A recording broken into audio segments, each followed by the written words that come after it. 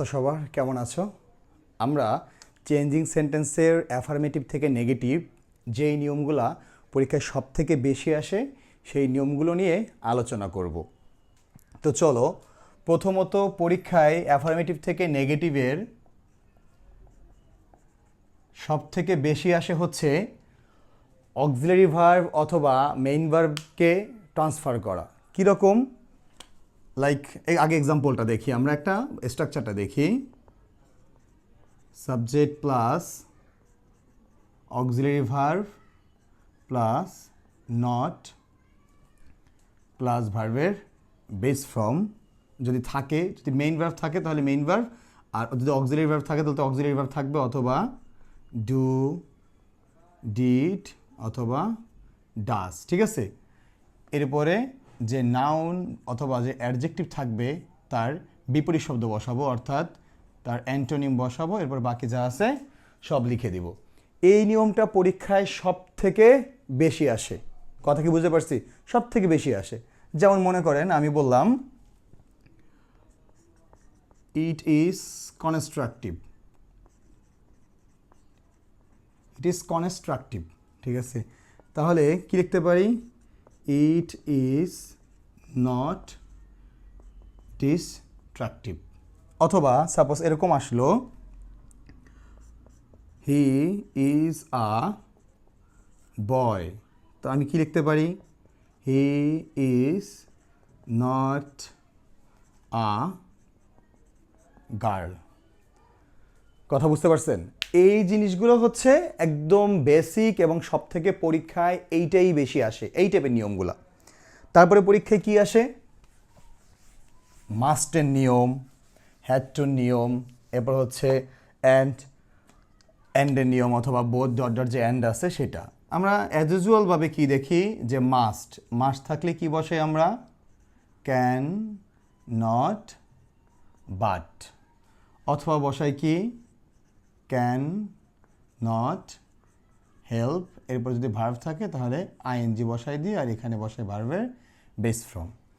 এখন যেটা পরীক্ষায় আসে সেটা হচ্ছে হ্যাড টু দিয়ে থাকে। তাহলে একটু মনে করে দেখেন, যখন আমরা আগে ন্যারেশন করতাম, এখন তো ন্যারেশন নাই নবম দশম শ্রেণীতে, আবার ইন্টারমিডিয়েটে আছে। সো যখন ওই ন্যারেশন করতাম তখন মাস্টার পরে কিন্তু আমরা হ্যাড টু ব্যবহার করতাম, অর্থাৎ এটা পাস্ট টেন্স। তাহলে চেঞ্জ হয়েছে, কী হয়ে যাবে এটা? কুড নট বাট, অথবা আপনি চাইলে এখানে কুড নট হেল্প লিখবেন, পরে ভার্ব প্লাস আইএনজি বসাবেন। এই নিয়মটা পরীক্ষায় খুব বেশি দেখা যায়। এরপরে কি আসে? বোথ ডট ডট অ্যান্ডের নিয়ম। তো আমরা এখানে কি বসাই? প্রথম বোথের পরিবর্তে নট অনলি বাট অলসো।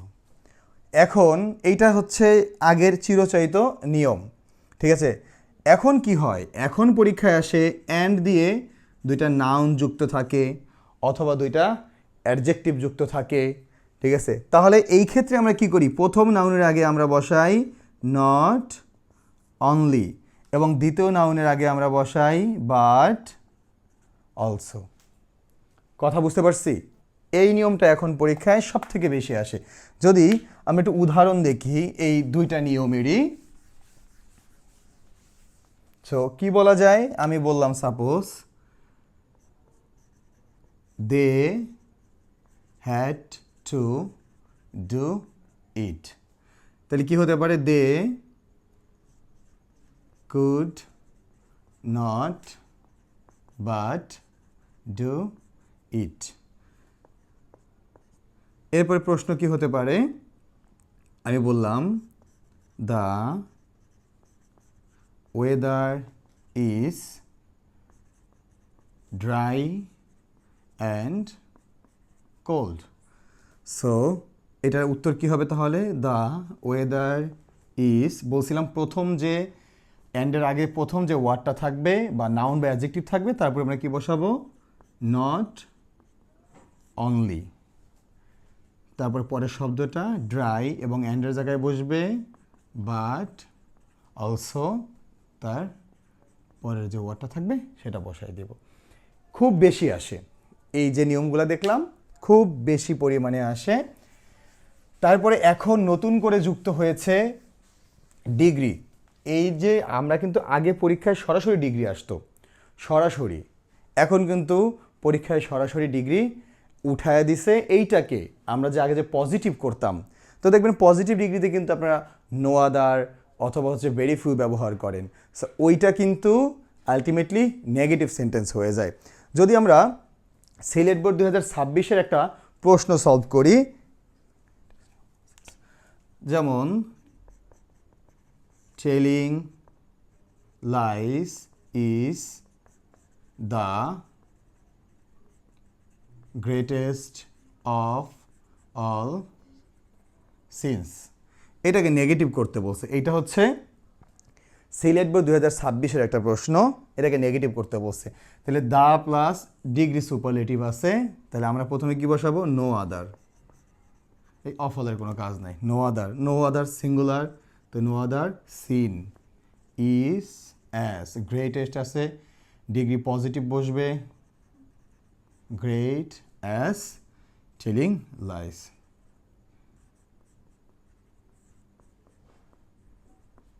ঠিক আছে, দেখেন এটা কিন্তু ডিগ্রি নিয়ম এবং এটা সিলেট বোর্ড 2026-এর কোশ্চেন। ঠিক আছে, এই টাইপের কোশ্চেনগুলা এখন অনেক বেশি আসে। এরপরে আমরা আরও একটা নিয়মের কথা বলতে পারি, সেটা হচ্ছে এভরি, এভরি প্লাস নাউন হতে পারে। ঠিক আছে, অথবা অন্য কোনো মার্কার থাকতে পারে, যেমন আমরা বসাই এভরিবডি, এভরিবডি, এভরি পারসন, তখন আমরা এভরির পরিবর্তে কি বসাই? There is no, there is no. এরপরে যে পরের ওয়ার্ডটা থাকে সেই পরের ওয়ার্ডটা বসাই, তারপরে বাট বসাই, অ্যাজ ইউজুয়ালভাবে যা থাকে সব সেম। তো এই নিয়মগুলা অ্যাফার্মেটিভ থেকে নেগেটিভ, আবার আপনি যদি উল্টা চিন্তা করেন যে নেগেটিভ থেকে অ্যাফার্মেটিভ, এখানে কিন্তু 2টা মার্কস একবারে কমন, এইগুলো পরীক্ষায় আসবেই বলা যায়। ঠিক আছে।